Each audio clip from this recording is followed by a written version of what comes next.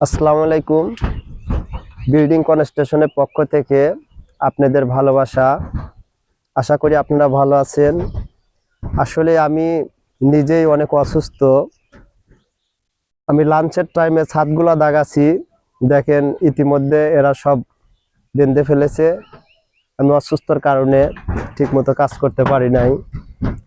তো আমাদের ছাদগুলো L/4 দাগানো হয়েছে। দেখেন অলরেডি আমাদের 1 লেয়ার রড বিছানো হয়েছে, কিন্তু এখানে তো অসুস্থ আছি, তারপরে কাজ করা অনেক টাফ ব্যাপার হয়ে গেছে। দেখেন চতুর্দিকে তার, অনেক কারেন্টের তার। তো তার থাকলে আসলে অনেক রিস্ক হয়। তো আমার জন্য আপনারা দোয়া করবেন।